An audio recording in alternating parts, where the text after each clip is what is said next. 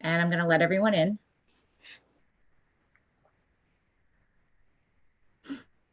It's going to take a few minutes. We have 25 people coming in, so. Okay.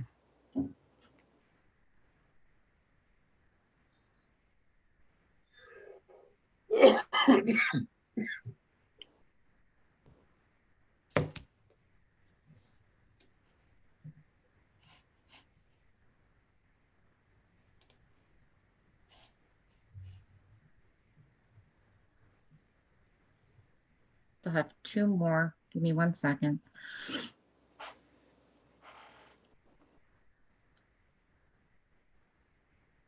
Okay.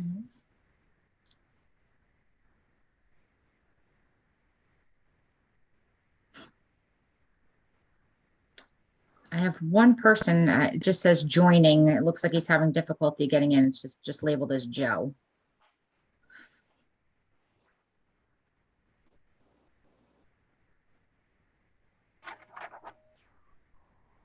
Now, it seems everybody else is in. There's one person that's stuck in the waiting room. It must be on his end.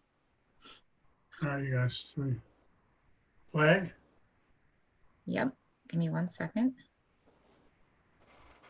Pledge allegiance to the flag. Please rise. Pledge allegiance to the flag of the United States of America. And to the republic for which it Which stands, stands one one nation, nation, under God, indivisible, with liberty and justice for all.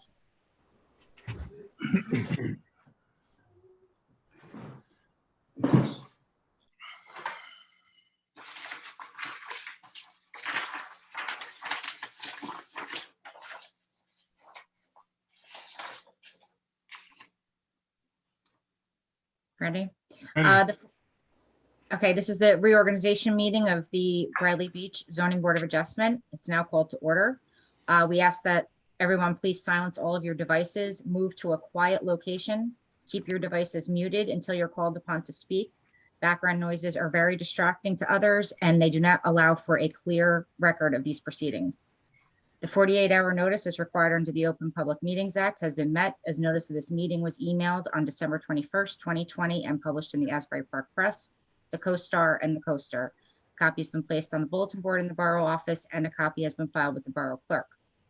Mr. Quinlan. Here. Mr. Wade. Here.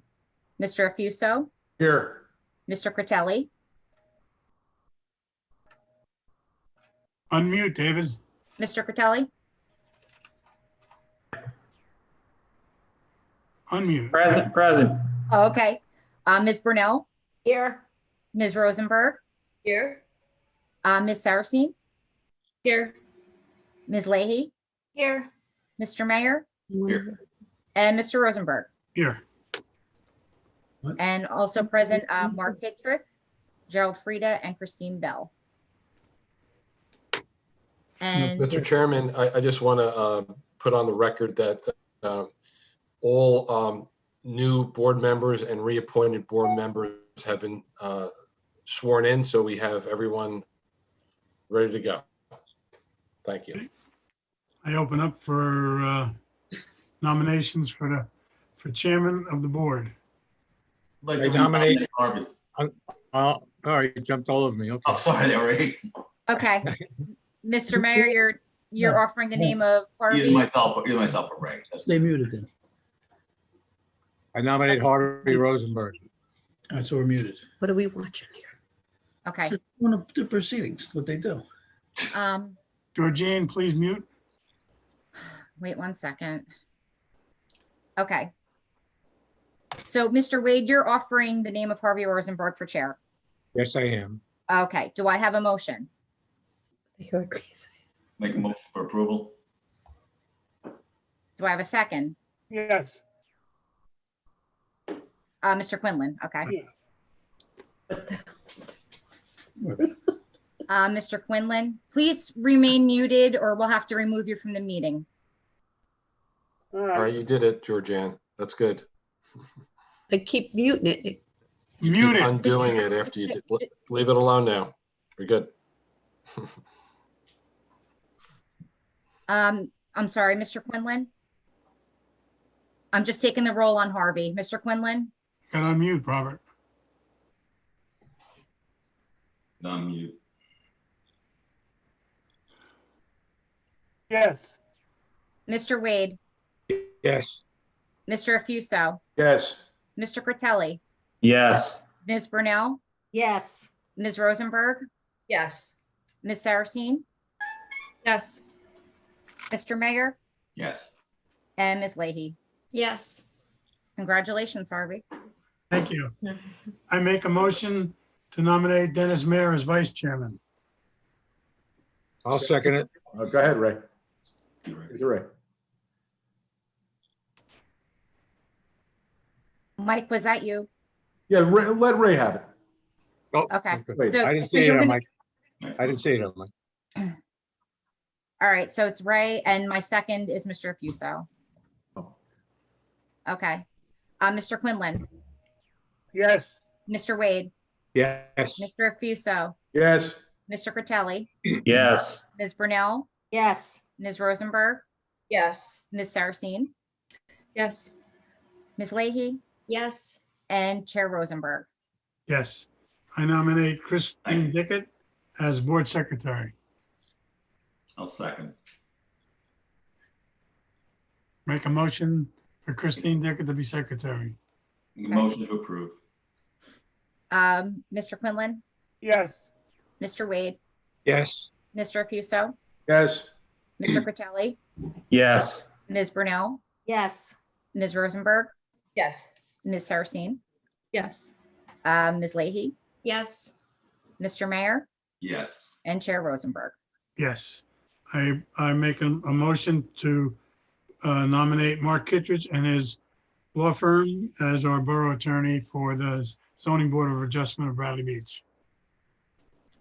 Do I have a motion? Motion for approval. I'll second it. I'll make a motion. Okay, so I have Mr. Mayor and Mr. Afuso. That's fine. Mr. Quinlan, Yes. Mr. Wade, Yes. Mr. Afuso, Yes. Mr. Critelli, Yes. Ms. Brunel, Yes. Ms. Rosenberg, Yes. Ms. Saracine, Yes. Ms. Leahy, Yes. Mr. Mayor, Yes. and Chair Rosenberg. Yes. I make a motion. Thank you to very much. nominate, Gerald Frieda as board engineer and also his firm, Vakian. Do I have a motion? I'll Motion make for a approval. motion. Mr. Wade, and who's my second? I'll second. Mr. Mayor, Mr. Quinlan, Yes. Mr. Wade, Yes. Mr. Afuso, Yes. Mr. Critelli, Yes. Ms. Brunel, Yes. Ms. Rosenberg, Yes. Ms. Saracine, Yes. Ms. Leahy, Yes. Mr. Mayor, Yes. and Chair Rosenberg. Yes. And I make a motion that Thank you all. the board planner, Christine Bell, also Vakian, to be our board planner. Do I have a motion? Motion. Harvey? I'll make a motion. Good. Ray made the motion. Ray made the motion. Okay, do I have a second? I'll second. Okay. Okay, Mr. Mayor. Yep. Mr. Quinlan, Yes. Mr. Wade, Yes. Mr. Afuso, Yes. Mr. Critelli, Yes. Ms. Brunel, Yes. Ms. Rosenberg, Yes. Ms. Saracine, Yes. Ms. Leahy, Yes. Mr. Mayor, Yes. and Chair Rosenberg. Yes. I make a motion, we use newspapers for publication of legal notices, Asbury Park Press, CoStar, and the CoStar. Motion to approve. Second. Mr. Quinlan, Yes. Mr. Wade, Yes. Mr. Afuso, Yes. Mr. Critelli, Yes. Ms. Brunel, Yes. Ms. Rosenberg, Yes. Ms. Saracine, Yeah. Ms. Leahy, Yes. Mr. Mayor, Yes. and Chair Rosenberg. Yes. Scheduled meetings, there's one question. September 16th, could we start that meeting at 7:30? It is a holiday that ends approximately that time at night. Okay, Is that okay with everybody on the board? Fine. What do you want? Yes. Motion to another day. Can we do it another day or just 7:30 that night, which is easier? That's the problem. One day forward, one day back. let me just take a look at the calendar real quick. Okay. Would it have to be the 17th, Harvey? So 16th is Thursday, 17th is a Friday. We Oh, can't- right. Yeah. Right, it's the end of the holiday, right, Harvey? Right, it's Yom Kippur, which is Yep. at sundown.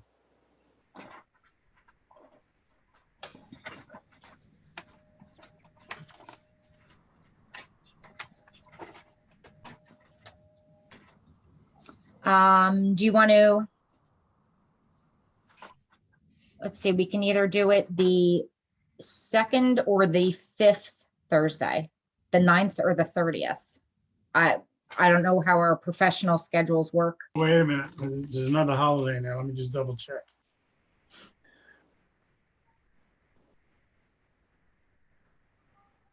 Oh, Yom Kippur's the week.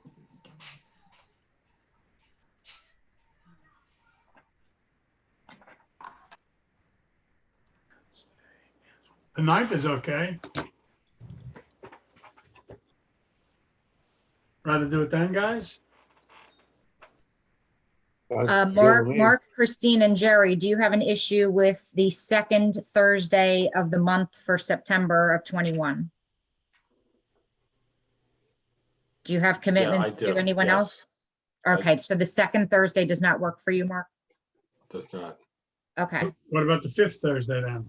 That works. the 30th, Yeah. September 30th, Christine, Jerry? Yes, that would work for me. And Okay. it works for me as well. Okay, so in lieu of the 16th, we will scratch that off and we're gonna have our regular meeting on September 30th, which is also a Thursday. Okay. I make a motion, we approve the Just before schedule you do, meeting as adjusted. thank you. Second. I'll second that motion. Okay, so who was it? Harvey and Dennis or Harvey and Harvey and Mr. Mr. and Bob? Mr. Okay. Mr. Quinlan, Yes. Mr. Wade, Yes. Mr. Afuso, Yes. Mr. Fratelli, Yes. Ms. Brunel, Yes. Ms. Rosenberg, Yes. Ms. Saracine, Yes. Ms. Leahy, Yes. Mr. Mayor, Yes. and Chair Rosenberg. with no further reorganization business before the board, a motion to adjourn the Right, Mr. reorganization. Mr. Wait. Chairman, Wait, Yeah. Chairman, before you do that, if I could just ask Christie yes, to forward a document called it's a resolution that I prepared for discussion. It's the notice of decision, which we as a Board of Adjustment can adopt, and it advises the governing body that there are some issues we'd like them to review for potential ordinance adoption. So I prepared one for a couple of issues that came frequently before the board. And after this meeting, I would ask Christie just forward it to all the board members. And please advise me if there's anything you'd like changed or added to that. And we would potentially adopt that at our February meeting. Thank you. Thanks. Now I make the motion with no further reorganization business before the board. Make a motion to adjourn the reorganization meeting and open the regular portion of the meeting. Second, Second. Second. all in favor? Aye. Aye. Aye. Reorganization meeting closed. Do we have to open it up from the beginning or what? Well, we're going to be hearing applications, so you may want to Oh, read our spiel. The Open Public Meetings Act. I can read that as well. I got it. Want to read yours first, then I'll read. Sure. This regular meeting of the Bradley Beach Zoning Board of Adjustments now called to order. Again, we ask everyone to please silence all devices, move to a quiet location, keep your devices muted until you're called upon to speak. Background noises are distracting and do not allow for a clear record. The 48-hour notice as required under the Open Public Meetings Act has been met as notice of this meeting was emailed on December 21st, 2020, published in the Asbury Park Press, the Post-Star, and the Coaster. Copies have been placed on the bulletin board in the Borough office, and a copy has been filed with the Borough Clerk. Attendance. Mr. Quinlan, Mr. Quinlan, Unmute. Mr. Quinlan, unmute. Yes. you're still here. Okay, Mr. Wade, Here. Mr. Fuso, Here. Mr. Critelli, Here. Ms. Brunel, Here. Ms. Rosenberg, Yes. Ms. Saracine, Yes. Ms. Leahy, Yes. Mr. Mayor, Yes. Here. and Chair Rosenberg. Yes. And Mark Hittrick, Attorney to the Board, Gerald Frieda, Board Engineer, and Christine Bell, Board Planner, are still with us. I'd like to make a resolution presentation. This meeting will be recorded for transcription purposes. No member of the public shall yell from the audience or speak out of turn. Please keep your screen muted until called on, as this will disrupt the official record. Once the Board of Adjustment accepts service on the application, the applicant will proceed with the call witnesses. The application or the attorney will first examine each witness. Next, the members of the board will ask questions and cross-examine witnesses. Finally, the members of the audience will be entitled to cross-examine the witness, asking questions related only to the testimony given. This is not the time when members of the audience will give testimony, present evidence, or make comments. Once the applicant has finished presenting all evidence and all witnesses, any interested member of the audience may then make comments, present evidence, and testimony. There shall be a 5-minute time limit for each audience member to speak. It is requested comments shall not be repetitive. All members of the audience who intend to give testimony must do so under the oath. The applicant or his attorney may cross-examine you upon testimony. The board may also call its own witnesses, present its own evidence with respect to any application. It may require more than one hearing to complete the application. The application will be then carried to a future date, which we announce at the conclusion of the meeting. The Board of Adjustment will attempt to adjourn the meeting at a reasonable hour. Therefore, under no circumstances will a witness be called to provide testimony after 10 p.m. Thank you.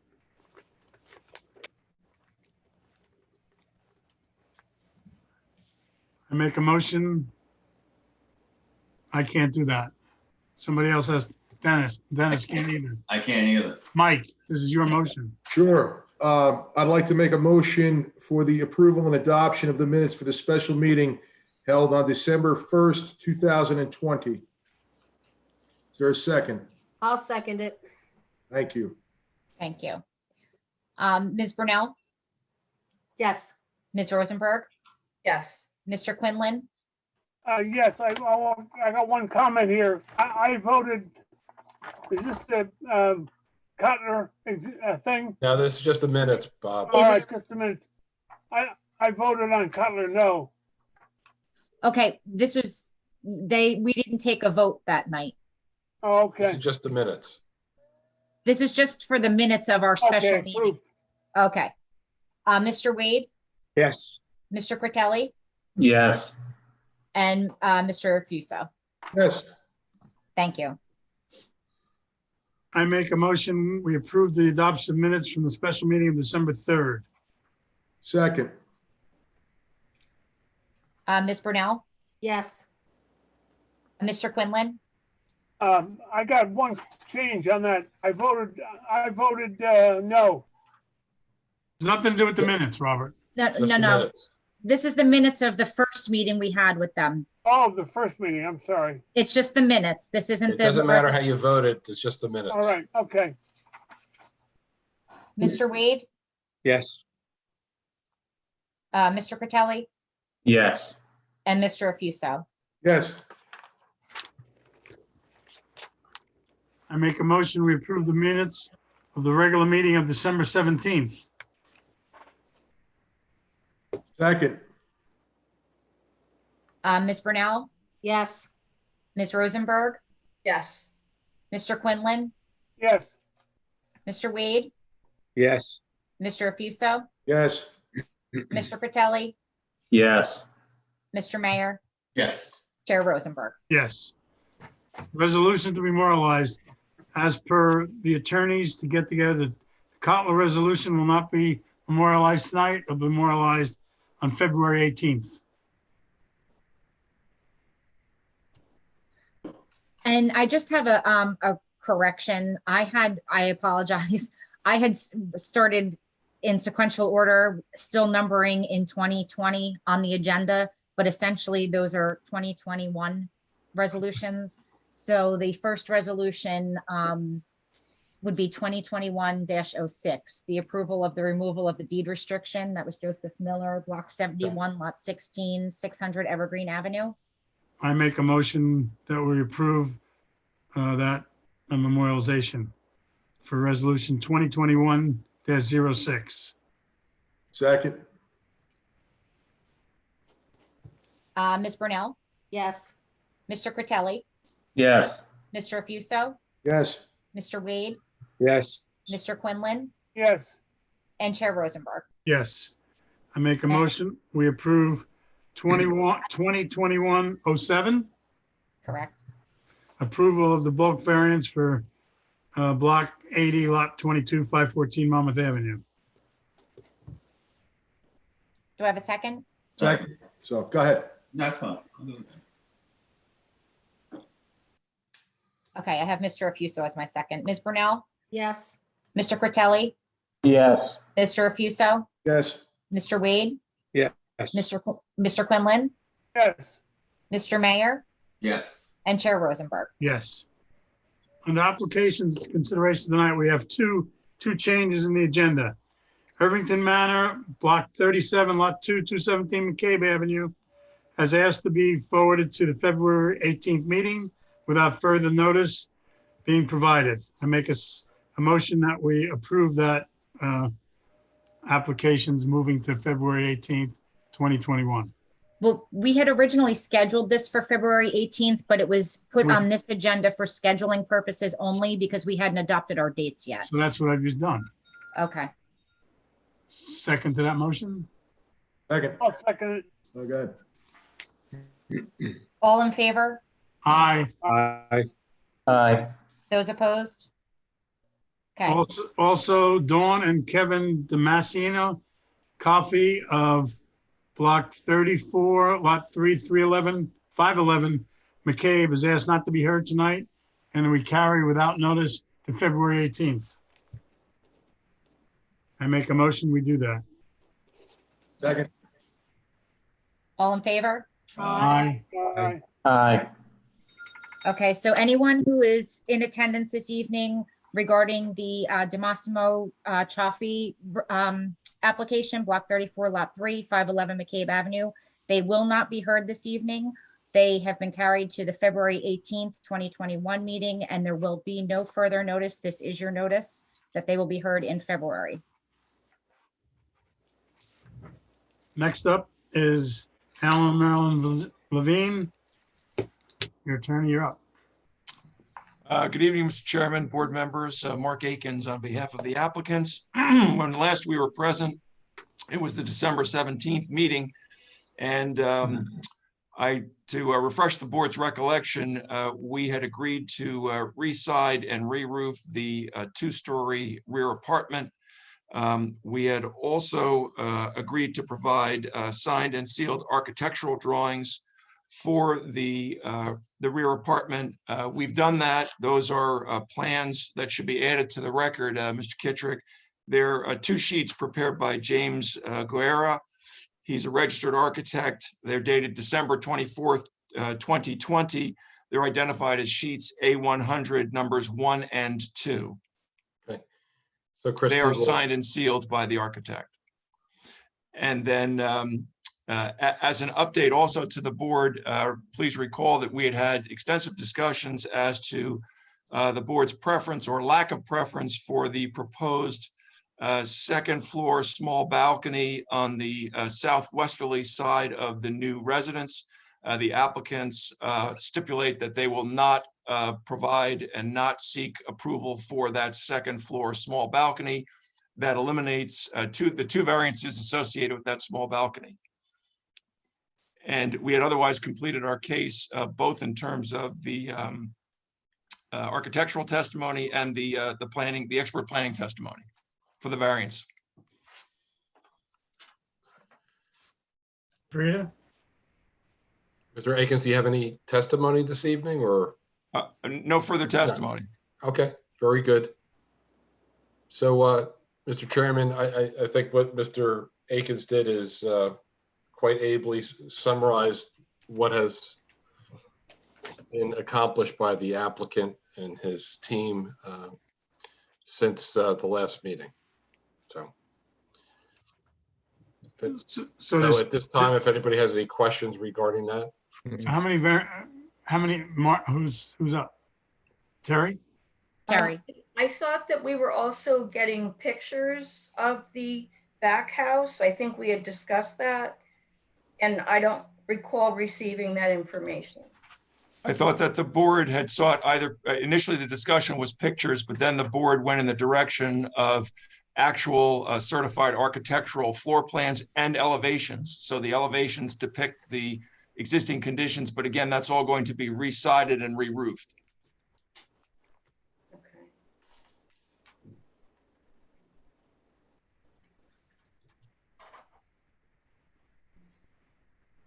Any other questions?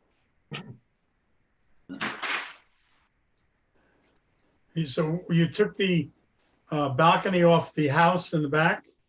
Yes, So now that cuts one variance back as well, correct? that eliminates two variances. Actually, the fact that you'd have a covering over the first floor porch below, as well as a deck. Theoretically, the second floor balcony is a deck more than 3 feet above the surface of the ground. So that eliminates two. So I don't believe there are any new bulk variances associated with this application. It is only the D variance, and the D variance reduces the two family house to a one family. That's the application. And the size of the back house, which is non-compliance to the property. Remains unchanged, except that we're removing the outdoor shed and shower area, which is attached to that. So it becomes a bit less non-conforming. But it's still got 3 bedrooms. Those are not proposed to be changed.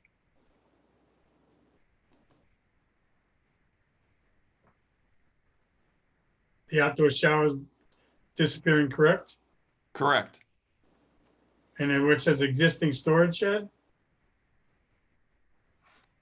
Existing storage shed is part of the structure. It's accessed only from the exterior, as indicated by the floor plans.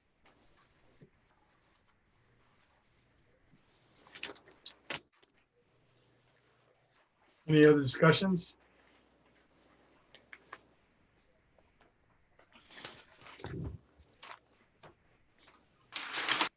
But we're still calling it a garage apartment, which is not.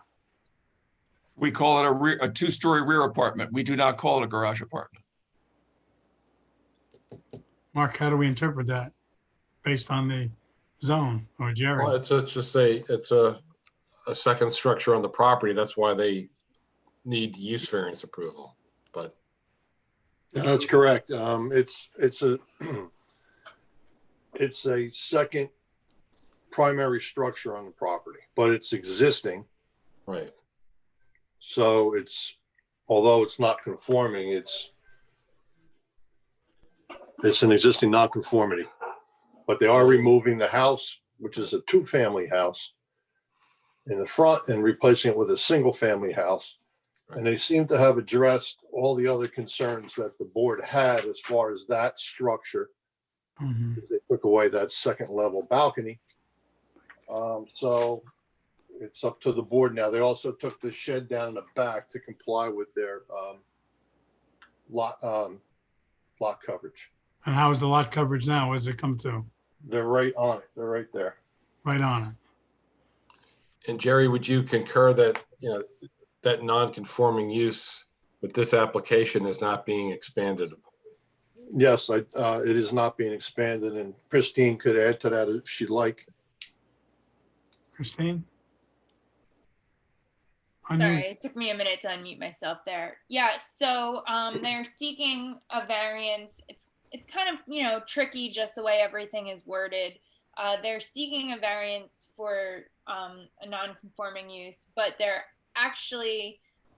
making the conditions of the site better by removing the 2-family house in the front and making it a 1-family house. So they have, reduced a lot of the variances they had when this application first came in front of us. Anybody? So there's no expansion of the non-conforming use, and from an aesthetic perspective, they've improved that. with the Yeah, so siding it's and roofing. technically an expansion of the non-conforming use, even though they're reducing the density of the site compared to what was there. Okay. Any other questions from the board?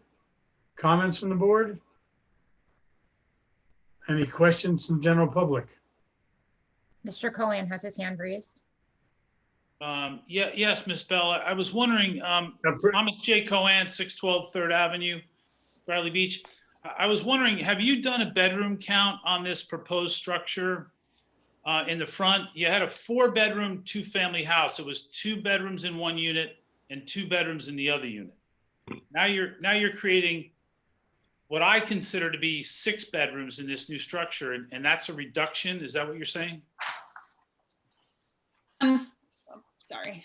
I'm saying that they're going from a 3 dwelling units on the property to 2 dwelling units on the property.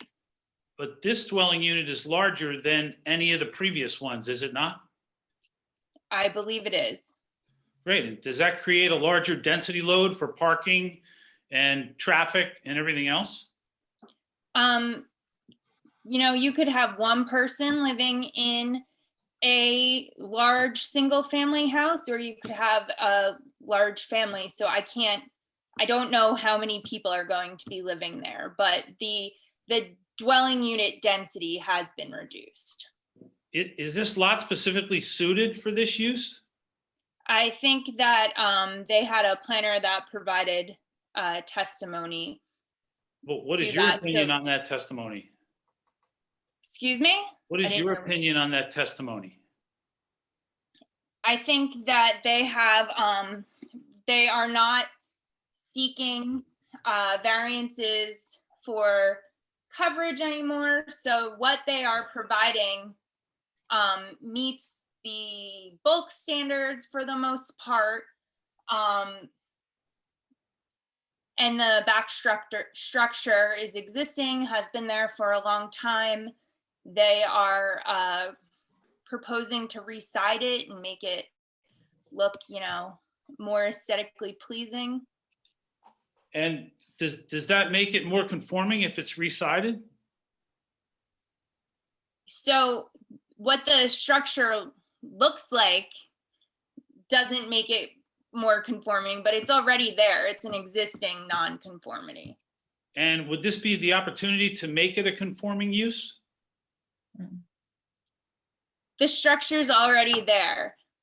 This really is not the opportunity to make it a conforming use, because the board's option is either to permit the existing 3 dwelling units to continue to exist on the property, or to reduce the number of dwelling units on the property. But then we're also increasing the number of bedrooms, correct? I believe you are, yes. Right. And you believe that that's a higher standard? Go to 4 bedrooms to 6? Why are you saying she believes it's a Do higher you believe standard? that's a higher standard under special reasons? Mr. Cohen, I don't believe that that you have the ability to cross-examine me, which is where I think this is headed right now. Yeah, so, I'm just asking professional questions, sir. yeah, no, it's turned into a cross-examination. I agree. If you want to bring your own witness to a Okay. meeting, you're welcome to, but you've gone way beyond asking a couple of questions. It's cross-examination, and I think you know that. And just for note, I respectfully disagree, but thank you, sir. you know, You can. That's your right. there's only one kitchen in this house, correct? That is Correct. correct. There's another question from the public? Down here, Mr. iPad 94.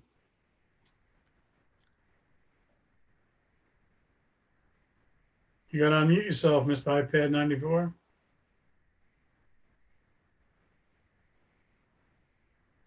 Still muted.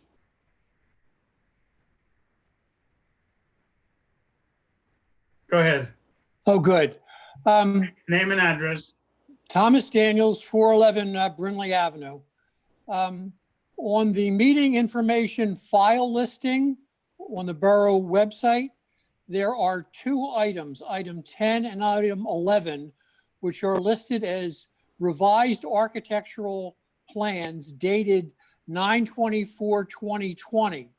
And they are for two different structures.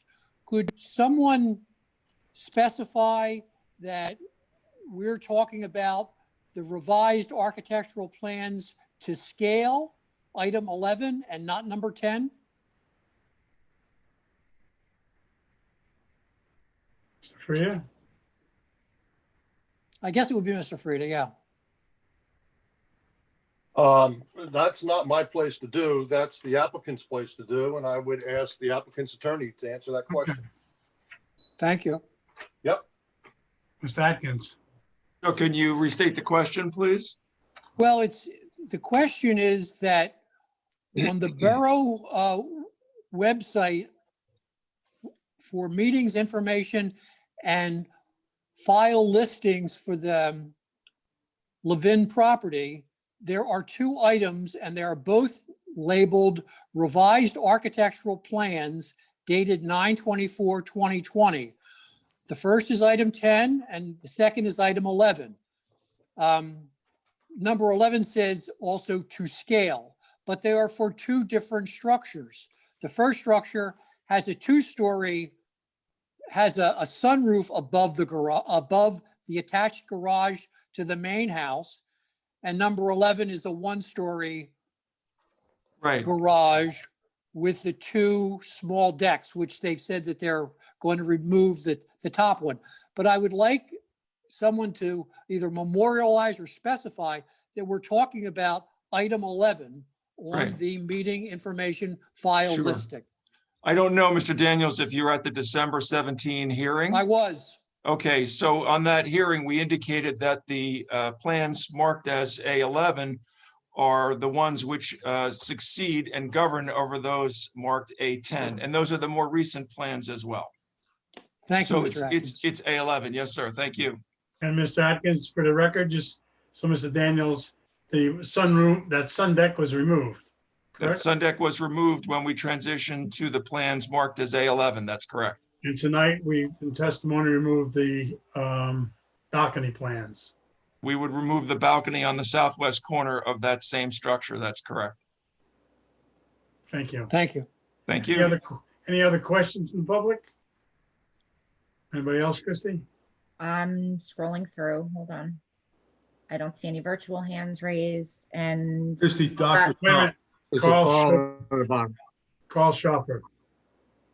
You got a virtual hand, Carl, use it. Yeah, okay, I just had to unmute. Okay. Just Name and address. 415 Brindley, I'm to the west. Name? Carl Schopfer. Okay. Just a comment, really. I mean, This is not comments, it's only questions. Mr. okay, Shopper, this is not the comment period. We're going to get to that very shortly, so just hold on, if you all would. right, no questions. Any more questions? Christie, no? Christie, Dr. Tom has a hand up.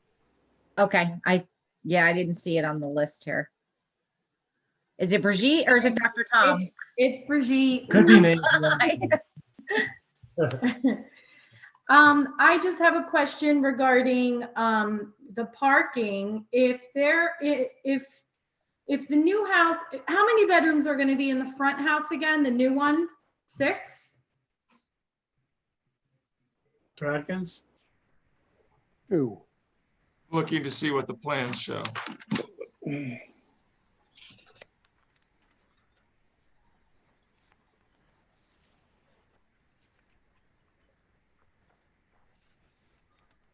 Looks like 3. 3. And then the back house has 2 plus the bonus room. So that could be like a potential parking nightmare, could it not? I think we covered the parking testimony in the expert planner's opinion last hearing, in which he testified that there was adequate parking based on the residential site improvement standard. Right. That's that's based before we got to see this back house, which, you know, I know we were told that it was 1 bedroom on the bottom, but to see that extra bonus room, which can easily be used as an extra bedroom, this is a lot of back house space for living potential. And Oh, do you have a question? You asked a question, and I think your question was answered. Do you have another question? does the board not care about the parking potential here? So that's really an argumentative question. And I don't know who that's supposed to be directed to. Is that directed to Mr. Akins?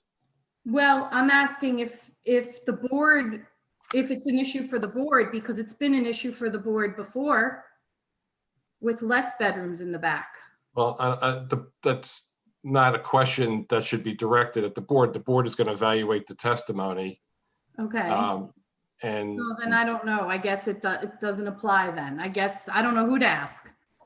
Who else to ask?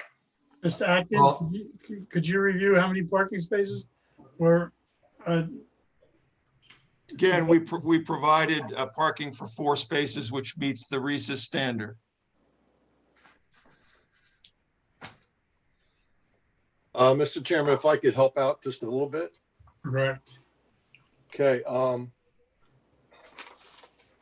They submitted a plan, building permit plot plan, and it shows the space for 4 vehicles on site. One's in the garage, 2 are in front of the rear building, and 1 is parked down the bottom of the driveway. In reality, they could probably get another 3 cars on site if they needed to. It wouldn't be any different than any other Bradley Beach house that has a 10-foot wide driveway and they stack the cars on the driveway. Okay, thanks, Jerry. Yes, you're welcome. Any other questions from the public?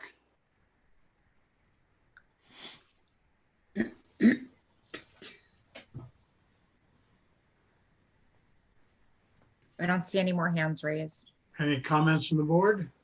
I have a question.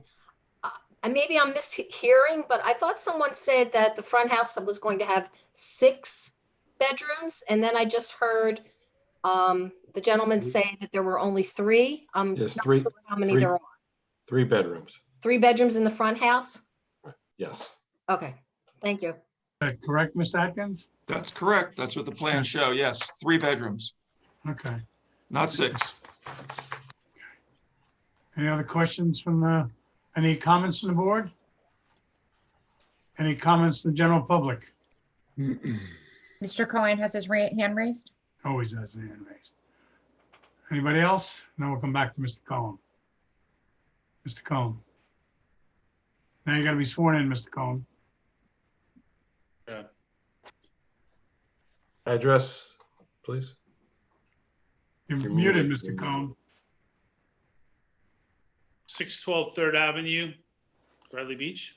Do you swear or Mr. affirm to tell the Cohen? truth, the whole truth, and nothing but the truth tonight's proceeding? Yes, I do. Thank you. The plans appear to me to show that there's 3 bedrooms on the 2nd floor with an area to be finished in the back, which would be a 4th bedroom on that floor. There's an office on the 1st floor with a closet and an egress window, which appears to me to be another bedroom. And the unfinished attic, as it's called, is another potential bedroom location. So that's how I got the 6. That's what the plan shows, and I believe that's the potential for the house. That being said, I don't feel like the special reasons were met here for the use variance. This is a 50 by 150 lot. It's not an unusual lot in any fashion in Bradley Beach.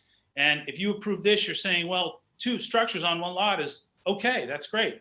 I'd like to point out another case at 610 Brindley Avenue, ZB 19-1, which is actually a larger lot with a very similar situation. It had a pre-existing house in the back. And this board was much more strict and I felt aggressive on that application than they are being on this one. And the applications are basically the same. This is an opportunity to create a situation where we have a more conforming property. That property at 610, they withdrew their application, tore everything down, and they got an amazing result. and amazing results are what I'm looking for in the borough of Bradley Beach. There's no reason that there should be there have been no amendments offered to this back house to create the conforming 600 square foot, 1-bedroom apartment. And believe me, those can be made. There's no reason. I don't see why a use variance should be granted for this. This is an overdevelopment of the property. You're trading a 2-family house that's 4 bedrooms that they're entitled to keep with this much larger structure. I believe you're not looking at the special reasons needed under a D variance, and I believe the board should vote no on this. Thank you very much, Mr. Chairman. Any other comments?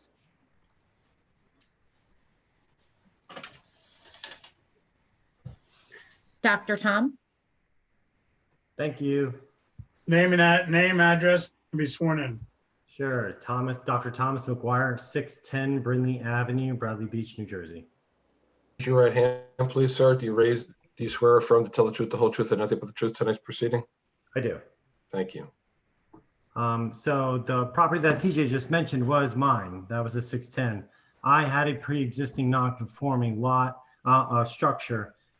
I did everything to make that structure conforming.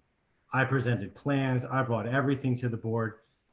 The board hammered us for parking, which doesn't seem to be a big deal anymore. We changed. We were going to lower the roof, which would have cost us $35,000. We were going to do everything to make our lot conforming, just to build a nice house in the front. The board literally ripped us apart. It's the worst I've ever felt. And we come to these meetings now just to maintain fairness, not to be spiteful at all. These people are probably very nice people, but the fact that they are not being, I won't say treated like us, but just there should be more done. The back house, I can't believe that they're not doing anything to it. They're not trying to bring it to the master plan. I looked at the plans of the house. It can easily put a garage in there. Get rid of the bedroom on the bottom floor. No one has presented that. No, I didn't even hear anyone on the board really concerned about that. You know, they're saying it's an old structure. My structure was older. I was willing to put a whole extra garage on it and do all these things to it and spend lots of money. Mr. McGuire, it's about this application. So I'd ask that you comment on this application. I am commenting on this application. Okay. Thank you. And they can easily spend the extra money. I don't care how much it costs. They don't want to spend the money, that they don't want to change their non-conforming lot. But we have new rules in this town to make it this way. And I think they should. You know, they should change that to a garage and make it a garage apartment. And I think the board should really be hammering them for this. And I don't think they are. And I just want fairness in the town. And I know it's not about my case or anyone else's case. Every case is individual, but sorry, it happens. We all have feelings about these things. And if they weren't, we wouldn't be here because they get an opinion on this. I have an opinion on this. And my opinion is please vote no, or ask them to change the secondary, which primary structure, the back primary structure into a garage apartment. And I think that would settle all the problems for the residents. And it's still better than what we got. Thank you. Any other comments? Carl, you want to make a comment before? Not now. Well, yeah, I guess Name and address. 415 Brindley Avenue. Raise your right hand, please. Do you swear or affirm to tell the truth, the whole truth, and nothing but the truth tonight's proceeding? Yes. I think everybody's made some very good points, and it's definitely a balancing act here. I mean, yeah, the back house is too big, but it's been there for decades, and it's not like the town didn't know about it. They issued a certificate of occupancies for years. So I'd like it to disappear and put a couple of rabbits back there, but that's not fair. So yeah, it's too big. You could wind up with a lot of people in there, but you know, how can you ask one party to correct for all the other problems of the other parties? So I'm impacted if it's too big. I understand that, but there's a lot of for lack of a better word, blame going around. So the question is, let's find a middle ground here. They put a lot into it. They've, adjusted to several requests. And the other last 2 points I'll make is that, or the last point I'll make is, because it's big and it's a rental property, it increases the value of the property. Probably one reason they bought it. It's nice to have something to cover the taxes, and you know where those are going. And they are replacing an older house with a very nice house that also increases the value of the property. So they're putting a lot into here. They're taking some stuff out.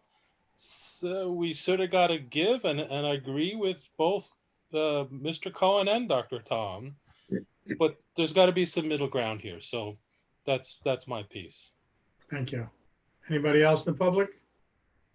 Mr. Everett? Yes, hi. Do I need to be sworn in or? Yes. I can. Yes. You do. Your address, please? I'm at 407 Brindley Avenue. Do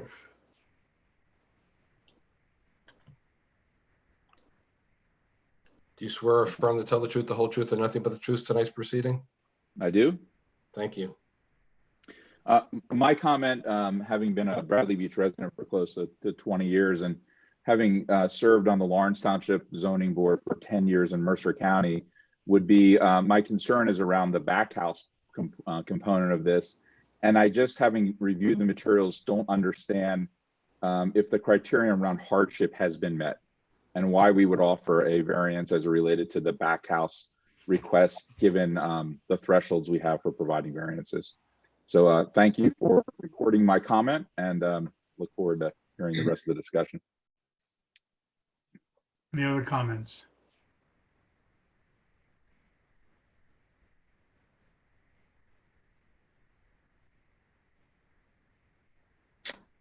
I'm not seeing any. Anything else from the board members? If there's anyone who's not participating with video and you have a comment, please just speak up or unmute yourself so we know that you have a comment, because we can't see you. Nothing.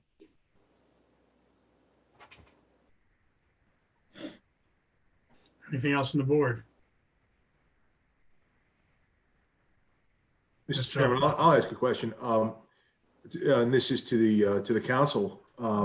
Is there any additional room to compromise here?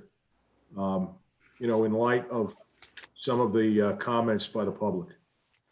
Well, I think it's important, and I had asked this question last time, but I don't think we got this far. I think it's important for your council at this time to advise you what rights you have vis-a-vis requiring changes to the two-story rear apartment. I've indicated on the record on several occasions that the board has no right to ask for any changes to the rear apartment. The rear apartment is not proposed to be changed 1 square inch plus or minus. As an accommodation to the board's comments and to the neighbor's comments relating to the aesthetic condition, the applicant at a considerable expense has agreed to re-roof and re-side not only one side, but now all 4 sides of that structure. That is the accommodation. That is the middle ground. And I'd ask Mr. Kittrick at this time to advise the board what the rights are vis-a-vis requiring any further changes to the rear structure.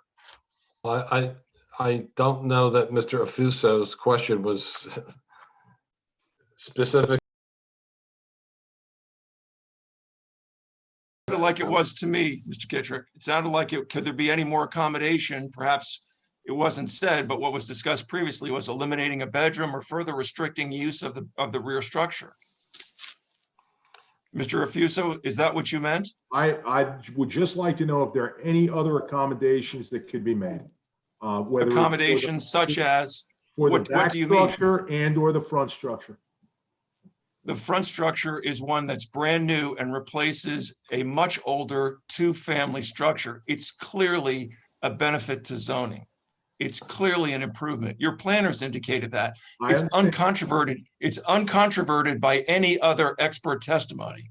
There may be opinions, but we've got an applicant's planner and your planner saying it's a better planning option than the condition that exists presently. I understand that. I understand that. I am just interested in seeing if there is a middle ground that can be accommodated. If your middle ground is the siding and the roof, so be it. And Yeah, the so let me elimination, address, let me address, pardon me, Mr. Kittrick, and the elimination of every other bulk variance the applicant started with.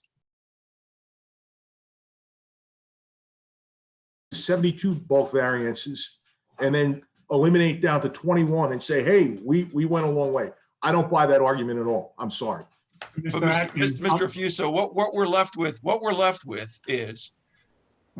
with is otherwise a conforming application, but for the pre-existing non-conforming condition in the rear. That's what we're left with. That's what this application is about. Now, the board may not like the condition. The neighbors may not like the condition, but this applicant is making significant improvements aesthetically and functionally by reducing the intensity of development on this parcel. That's the case. It's really not more complicated than that. so I was going to address Mr. Aiken's comments. They come before the board with the use variance, which is exception to the zoning ordinances, and this is based on the second structure in the back, but the second structure in the back is not part of the development application. So the applicant, I concur, the applicant is not required to make changes to that. Now,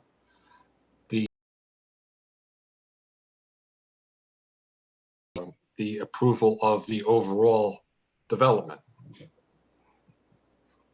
And I'm not going to speak for the applicant, but I think that's part of the accommodations that have been made regarding the front structure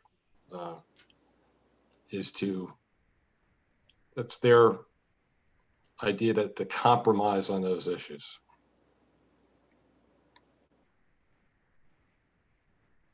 But a lot of the comments that I remember saying, Mr. Atkins, was how to reconvert that back house. And you specifically said basically not interested outside of fixing the front and the side and the roof. Well, they're not required to do that. But the board is not required. But the board is not required to grant the use variance either, is it? That's correct. That's correct. And then the decision for the board is, as we said all along, do you think the better planning option is to leave the two-family in the front as is and have there wouldn't be any improvement aesthetically to the rear structure, or is the better planning option and planning alternative for the neighborhood and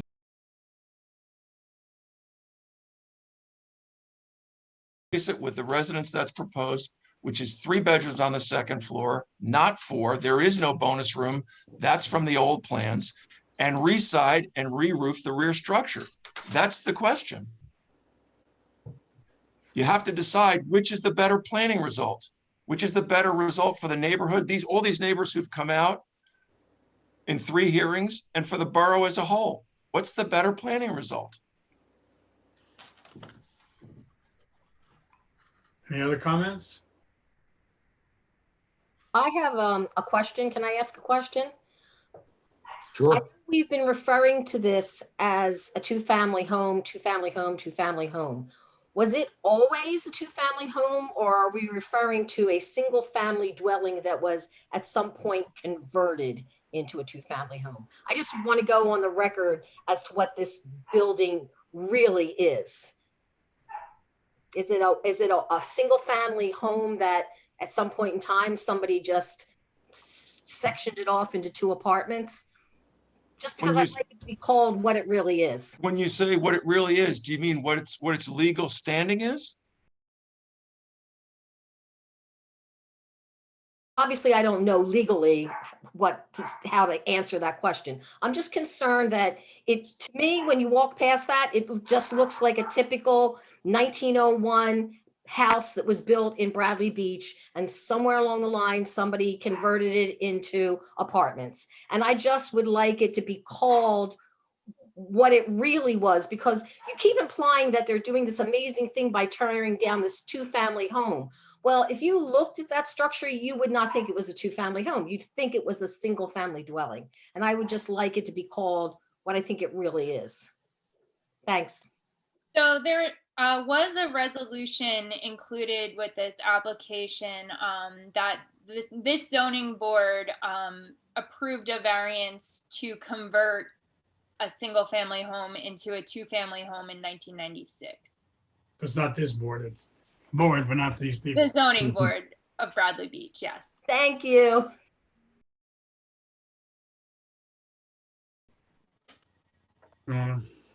Sum up, Mr. Akins, or you're done? Again, I think respectfully, I think we've covered the position. The applicant believes that what's proposed is a much better planning alternative than the legal two-family and the legal two-story rear apartment that exists at the property presently. We think it's better for the neighborhood. We think it's better for the borough. We think it's better for the master plan and the zoning ordinances of the borough of Bradley Beach as well. And we thank you for the opportunity to hear it. There's been good exchange, good compromise, I believe, on the applicant's part, and we're appreciative. Thank you. Anybody want to make a motion?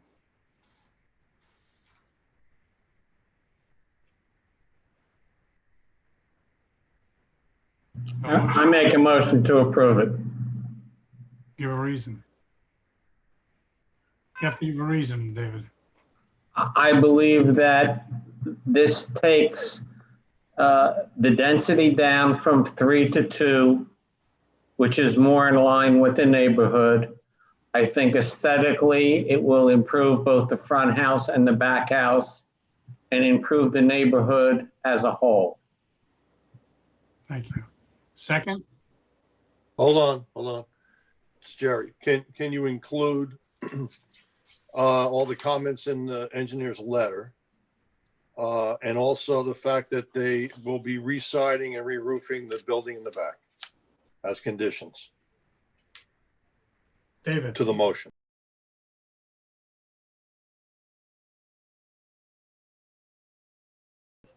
Do I have a second? I'll second it. Second it. I have Mr. Quinlan as my second.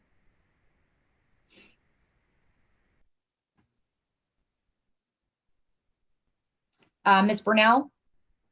I vote yes with misgivings regarding what will possibly happen with the back apartment in the future when suddenly there is proposed improvements to the interior.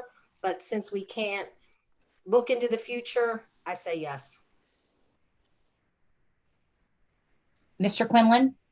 I vote yes. I think it's going to be an overall improvement to the neighborhood and give us an update at Bradley Beach as to new buildings or new homes. Mr. Wade? I vote yes. I think it's an improvement to the neighborhood also. Mr. Afuso?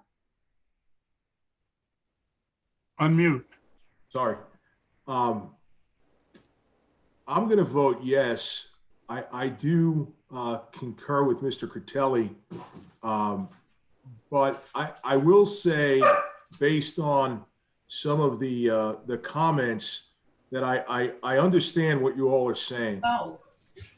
And I empathize.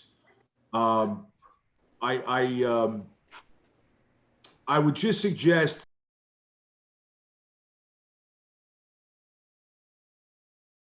you indeed wish to follow it till the end for some kind of relief, that you do that. Because I do understand, quite frankly, what the comment that Dr. Tom is raising, and it certainly is a good one. Mr. Critelli? Yes. Mr. Mayor? I'm going to be an outlier on this. I'm going to vote no. For the reasons we talked the last meeting, and also what Mr. Fuso was alluding to. I would like to have seen some movement on that downstairs bedroom. It was brought up the last time, and Mr. Atkins was quite adamant then too about the fact that we couldn't take a bite of that apple because it wasn't being touched. I heard Mr. McKittrick discuss that too. But it seems as these projects come in front of us, we get one shot at it to straighten it out. And a little bit more movement on the bedroom downstairs probably would eliminate a lot of this discussion. And it's a shame that that didn't happen, but I vote no. And Chair Rosenberg. I also vote no, because from the beginning, I've been pushing to make the back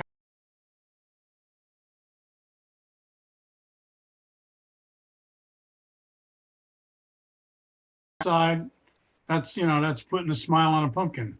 So that doesn't answer the question. I know it passed because you had 4 votes, but Five. Five votes. We had 5 votes?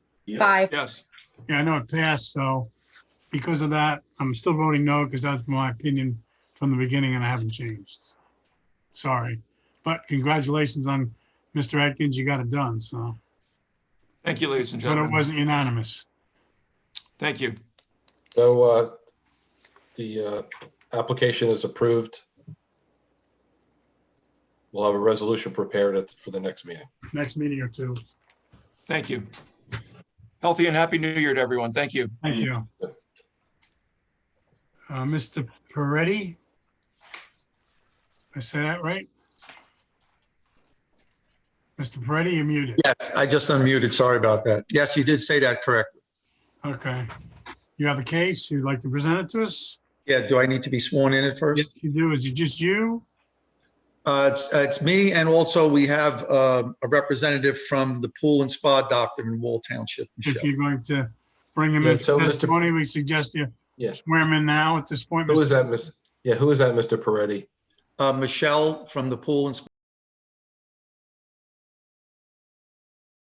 Mr. Peretti and Ms. Struble, along with Ms. Bell and Mr. Frieda. If you'd raise your right hand, please. Do you swear or affirm to tell the truth, the whole truth, and nothing but the truth tonight's proceeding? Yes, I I do. do. Thank you. May I proceed? Present your case. Yes, I know everybody's time is important, but if you would just allow me a moment to just introduce myself to the board, I'd like to take a couple of minutes. You got the floor. Thank you. In 1994, I was a manager at UPS in New York and got transferred down to the Tinton Falls facility, of which it only took me about a year from that point to fall in love with Monmouth County, specifically the Belmar, Avon, Bradley Beach area. In 1998, my wife Linda and I bought a home here in Bradley Beach at 5 Madison Ave in Bradley Beach. And it didn't take us long to fall in love with the town. We just absolutely loved it. I came before the board the first time to put a driveway in on the street, to build a carport in the back, and to also add a structure overhead in the front of our home and with the additional steps. During the spring of 1999, the town approached us, and I think it may have been from a historical society, to raise some money and asked us if we'd like our home to be part of, well, they would like our home to be part of a town tour, if you will, a bus tour that drove around town. Obviously, we agreed and opened our home to our neighbors because we thought it'd be a great way of meeting people in our town. And we certainly did that. In 2004, I came before the board for a second time to build a cabana in the back of our home because all we had was a small, tiny shed.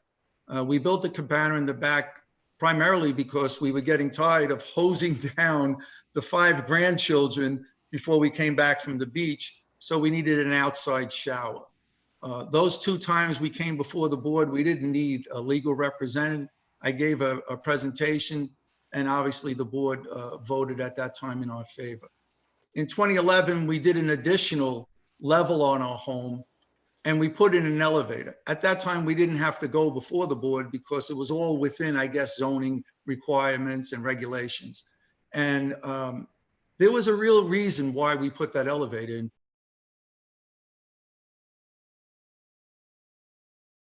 Which is where we want to live out the rest of our lives. And in order to do that, we knew that an elevator would be needed. We come to the board today with the respect and all due respect to understand, and we hope you can help us with this, is the last thing we need in the final piece of the project would be a pool. Because the only difference between a retirement village and a home in New Jersey is the idea that there would be either a pool or a public pool. So we hope that we could explain to the board why we're putting this pool and where we're putting the pool. And I'd like to do that. And I thank you for your time for that opening introduction. So what we're looking to do is to put a modified rectangular pool in our backyard. I believe everybody, correct me if I'm wrong, has the drawings in front of them. However, I think it gets a little confusing. So I just want to put this up for a second. I don't know if you can see it, but I just want to be clear. The reason why it's a modified rectangle is if you look at the drawing, but right up here, the pool width is 12, but right up here, there is a 10-foot piece that is kind of like a little, I guess we call it, what's this thing called again? A sun deck. So if anything, the pool is like a fat L. It's not a direct I. Would that make sense for the board? It's kind of an L shape. So I just wanted to be clear on that. So there are a couple of the variances that we're applying for today where it falls with setbacks. Where the pool is located, we meet all the requirements as far as the location of the pool in our backyard, setback from east to west. But we have several setbacks that we're applying for today. And I guess it's up to me to go through a couple of them quickly. And at any stop me when they need to. Number 3 of the variance is a setback on the east side. The variance, or I should say what we're proposing, is a 3.5 foot from the property line to our pool, which is normally 6 foot. We're looking to put a pool 3.5 feet from that property line. That property line would be lot number 18, and that's Bess Peterson, who lives at 1 Madison Avenue, who quite frankly, every year comes back and asks me, where's the pool when she comes back from Florida? Mr. Peretti, could Yes, I sir. just stop you 1 second? It's Jerry Absolutely. Frida. Absolutely, anytime you need. That's okay. I just want the board to understand the uniqueness of the application because it's a corner lot. Because it's a corner lot, there are 2 front yards. So heavily burdened by setbacks. And they've done the best they could to cite a location for the pool. But the first variance that he just noted is for the rear yard, and that is correct. It is on the southern side of the property. The rear yard is opposite the smaller side front yard. Okay, so just so the board understands, it's a corner lot. There's a front on 2 sides. There's a rear and there's a 1 side. That's just zoning, how it's defined. I'm sorry to interrupt. I want to make sure everybody knew that. Absolutely, Jerry. And to the board, with all due respect, at any time, please jump in. I mean, this is, why we're here. Before we go, do we have a picture of it laid into the backyard? We don't have that picture, do we? It's the second sheet of the plan.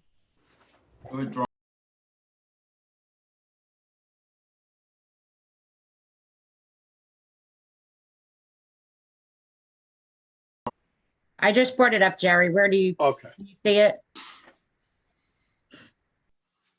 Where's the pool? Yeah, that's it. This is the pool right here where my Oh, cursor is. You see that's that? the pool. Okay. It's in the rear of the house. It doesn't come past the building line of the house. Okay. It doesn't show that L. No, it shows it's all squared off, but the limits of everything are included in that block. Okay. Yeah, I would ask if maybe Michelle can just run her mouse along where you'll see that L, how it is. Yeah, we see it now. Okay. It's kind of like right below that 10.2, which is like an elevation level. We see it. Okay. Okay, great. Would you like me to continue then? Yes, continue. Okay, thank you. So that would be the variance number 1. Variance number 2 or I should say item number 4, it is required, is the pool setback to the structure of the home. So at this point, the pool, what you're looking for is compliance of 15 feet from our main structure, which is our home. I do want to make a note, as I believe it was Jerry that may have just made a comment of in addition to us being a corner property, you could see the layout of the house is on an angle. So with that angle comes what I don't know how to define this, but it would be the minimum to the house and the maximum to the house. So if you would, just for a moment, even though conformity is 15 feet, the pool is going to be structured at a point where it starts 11.5 feet away from the house, then gets close to the house at 7 feet, and then ends back up at 11 feet away from the house because of the angle of the pool. The next variance that we were looking for was the structure to our cabana that was approved in 2004, which right now Michelle is using her mouse to show. Christie. I'm sorry, did somebody say something? Her name is Christie. Oh, I'm sorry. No. Michelle I was speaking to. Why is Christie working the Yeah, mouse? no, Christie's sharing her screen and has the mouse, but we're referring to what's labeled as the masonry shed is what you're calling a cabana? Yes. Okay. I'm sorry. Yes. Okay. I wasn't sure who was really working the mouse. Thank you. Okay. That's what the Zoom calls, right? Yes. So when we get to item 5, which is our third variance, from this structure, it's 10 feet from the secondary structure. We're proposing a setback of 4. However, walking the property between the last 30 days, I think we can meet conformity here, because if where she shows the mouse at the beginning, we could probably move the pool that like, excuse me one second, let me get the name of it. The sun deck, right now it's 4 feet to the sun deck, the top of the pool, and you're looking for 6 more feet. If we can take off another 5 feet and get close to that 10-foot conformity, we could make that adjustment. We were just trying, as I think Jerry started at the beginning, to try to fit this pool in such a unique position because the house is tilted, if you were to say, on a slant there. So we were just trying to figure out the best way we can fit this pool in with a sun deck. And we feel we can cut that deck in half and get close to that variance. And that would be the setback, I guess, the variances for those 3 items. That would be the back setback, the one close to the structure of the home, and the one close to the structure of the cabana. The final one that we had, which was a variance was required, seems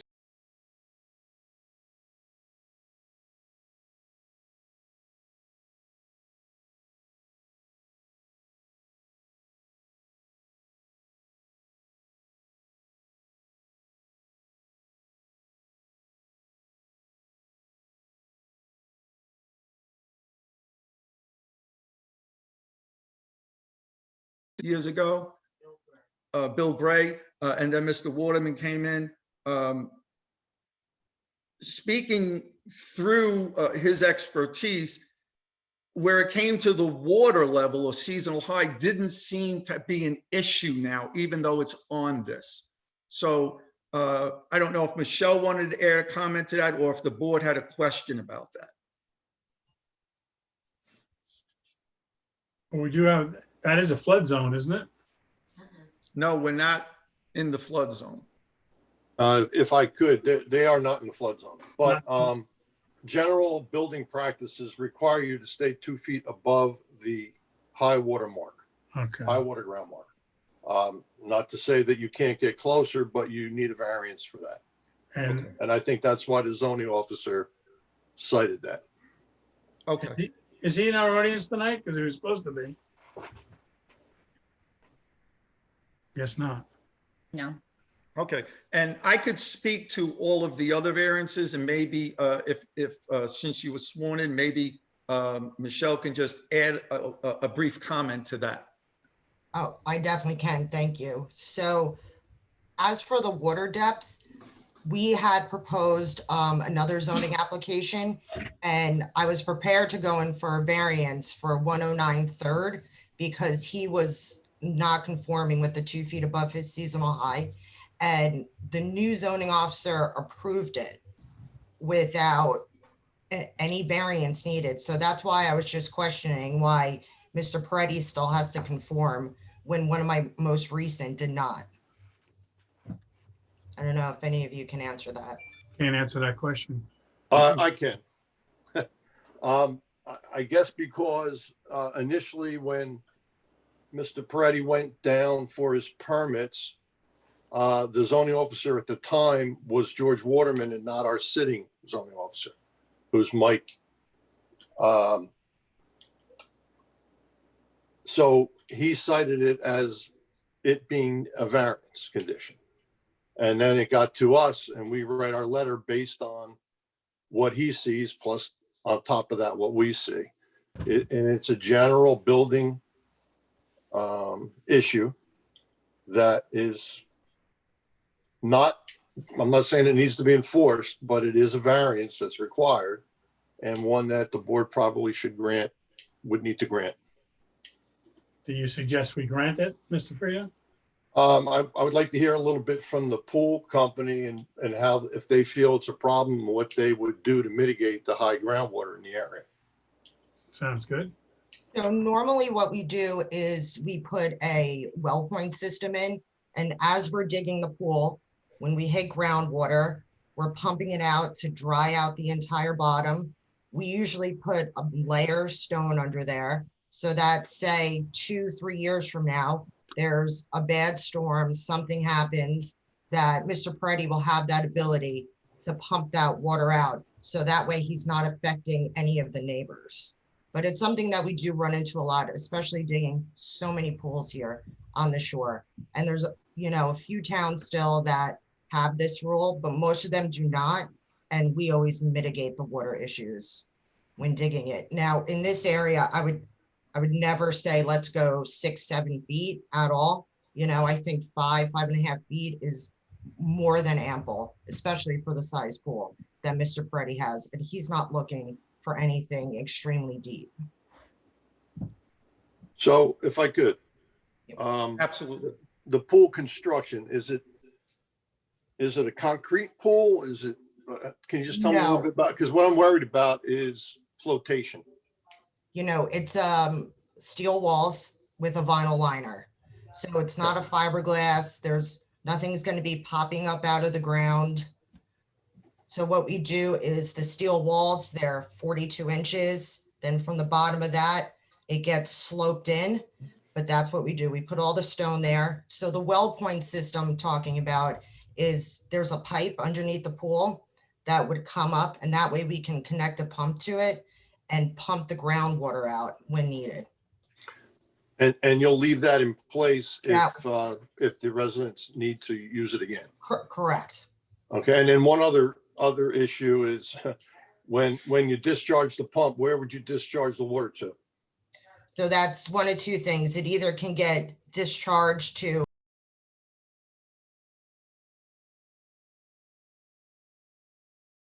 stone an area so that that's collecting the water. That way it's not just getting shot out to the street, which I don't want to have happen. And maybe if moving forward, if the application's approved, you would agree to a condition to comply with the construction officials' advice at the time? Oh, absolutely. The other thing we can do too is the fence in front of the pool on Madison Avenue. I see from the notes from Avakian that he's looking for, you know, shrubbery, beds, any there. So all of that we can stone and make sure that that's retaining all the water there before it goes anywhere near Madison. That would help also. And to Jerry and to Michelle's point, that's exactly what I was going to continue on by saying, was that, you know, we had planned to put some shrubbery and some stone there for that type of situation. Also, as Michelle pointed out, we're not looking to have a very deep pool. We're not looking to go 6 feet and all that down. We just aren't. Correct me if I'm wrong, Michelle, the pool depth right now on the plan,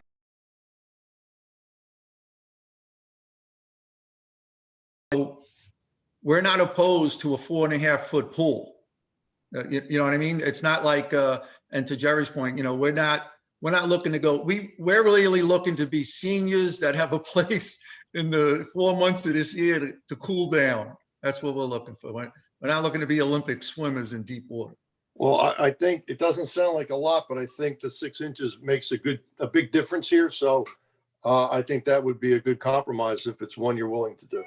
Yes, and that's why I brought it up, Jerry, because I could tell that, you know, I would believe that that would make the variance and the board feel more comfortable too. Would you also be adhered to put in that dry well with part of the system from the beginning? This way we don't have to worry about the pumpage, because we know that lake gives a lot of water off with the groundwater. Yeah, I'm sorry. Could you redirect that question again? And Michelle, are you speaking to that? I didn't hear the question. Both of you, you know, she suggested possibly a dry well, and Jerry did that too. I think that would be part of the condition, the dry well for the excess water from the pumping station.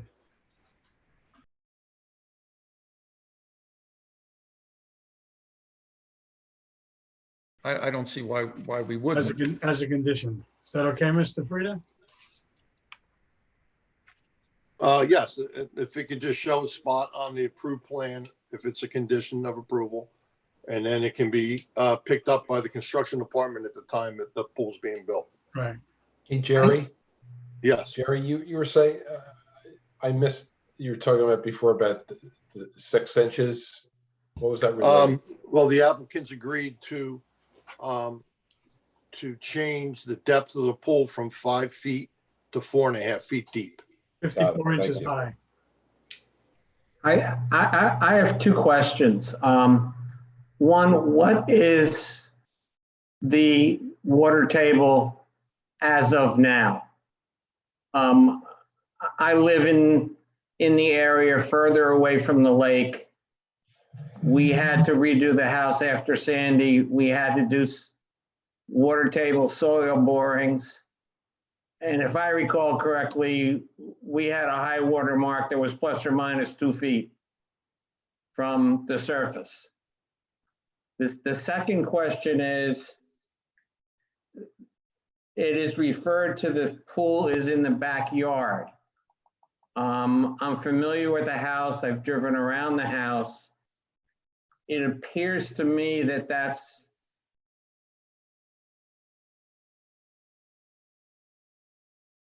thing would be the backyard of the house, would be the area which shows on the plans that where block 85 lot 17 is, would appear to be more of the backyard, considering the front door is facing east, the pool is facing south. One would tend to think that if the front door is facing south, that the side yard is going to be either to the east or the west. I don't believe that's how our ordinance All reads. right, so hold on, let me help here again. Okay, I actually stated this before, maybe Mr. Critelli missed it. Our zoning ordinances, everything in town describes a lot that's on the corner as having 2 front yards, 1 rear yard, 1 side yard. Everybody gets that, right? Mm-hmm. Now, the front yards are obvious because they're where the streets are. Where the front door is does not dictate the front yard. What dictates the front yard is the short side of the rectangle.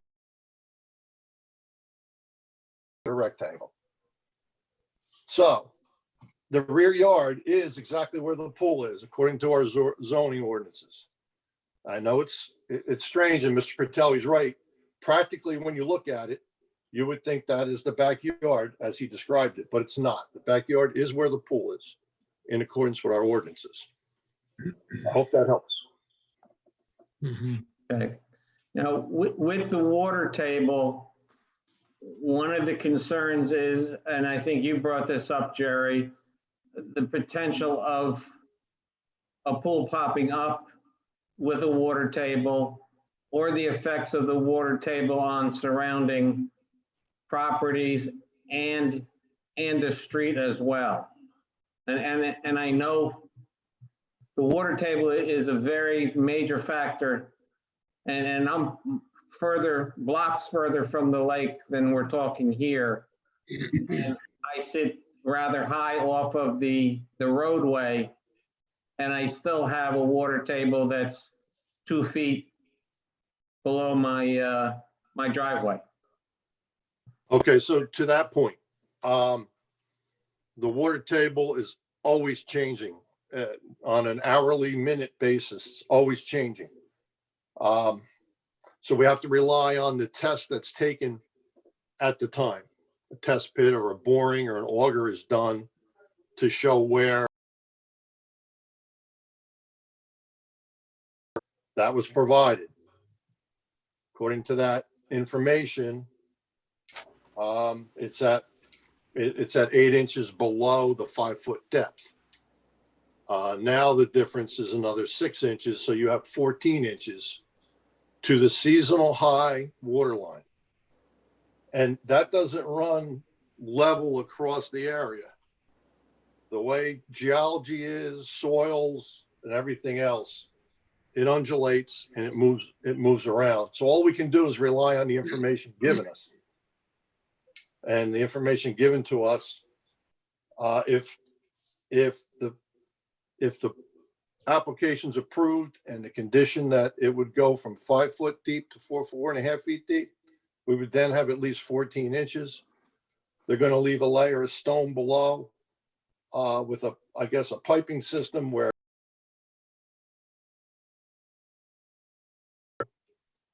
I'm not 100% sure what more they can do other than those things. Just out of curiosity, what time of the year was the boring done? Was it done in April? Well, I would rely on the applicant to give us that information. Yeah. I think it was done not too long ago. Right, Michelle? I want to say it was completed either at the end of September or the beginning of October. Okay, So- and isn't so the that's a wet spring, April, period. the high water table mark? Well, that's a wet period, but they don't judge the high water table based on where the water elevation is at the time the boring or the auger's done. They can actually model it based on the soil that's there.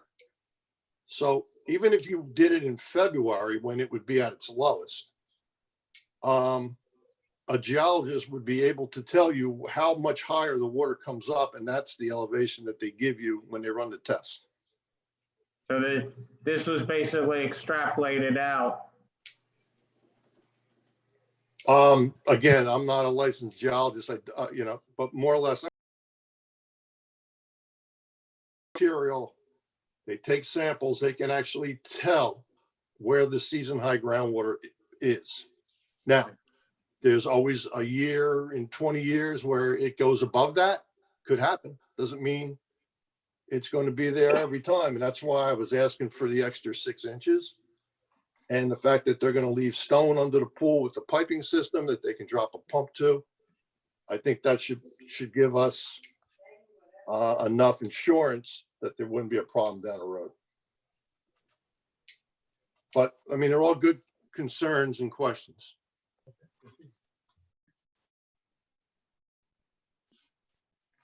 Any other questions? Mr. Peretti, continue.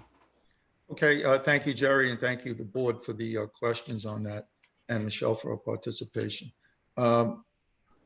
So just to kind of backtrack now then, I guess, where it came to item number 5, where to be conformed with the cabana or the structure that we built in 2004, the setback is supposed to be 10 feet from the shed or our cabana and we're looking for 4, but we can move that to 10.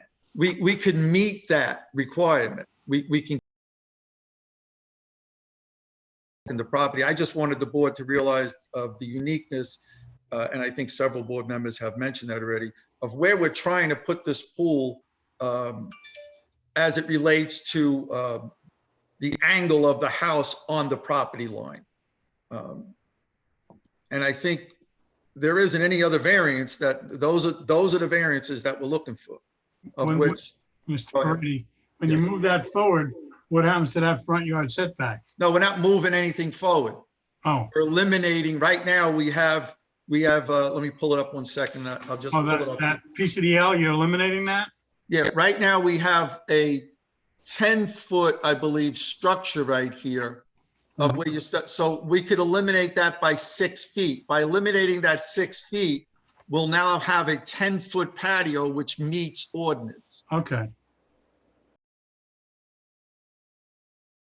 That clear enough? You sound like you're moving the pool. No, we're not moving the pool. We're just reducing the distance from the cabana to the start of the pool Okay. by reducing the length of the lounge area, I guess that would be called. Again, Is that something that's existing? No, they're No, gonna no. make, this is proposed, they're gonna make it, instead of 10 feet, they're gonna make it 4 feet. Is that the sun deck you were talking about? Or Yes. something? Yes, Yeah, okay. yes. Yep. So it doesn't move the pool, as Michelle mentioned earlier, and a gentleman just asked now, any closer to Madison Avenue. That structure stays right where it is. That's Okay. not moving. That answers So- my question. So by doing that, we would eliminate the need for the board to consider this item number 5 for a variance. I think at that point, board for questions about any of those variances that I've discussed already.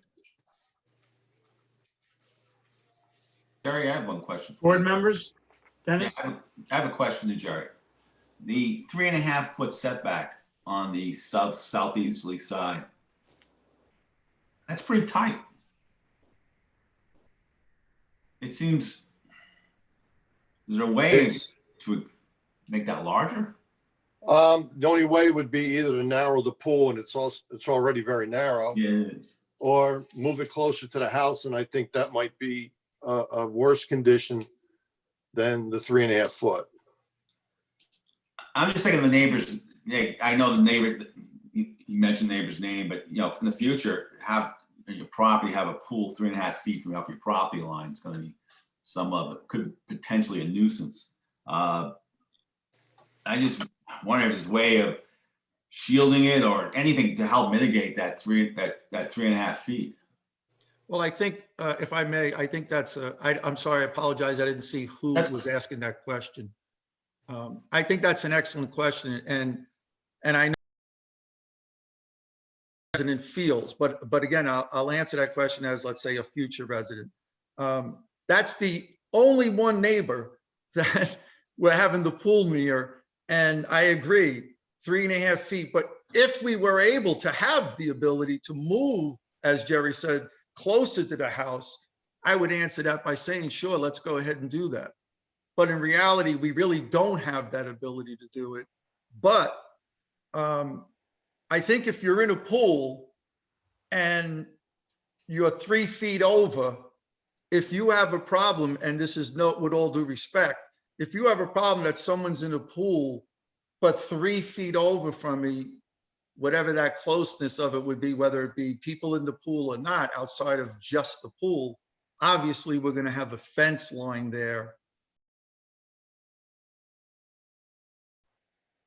Then there's nothing, I can't build a sound barrier. No, I understand that. I just, what's the zoning ordinance calls, what's the maximum height fence back there? 6. 6.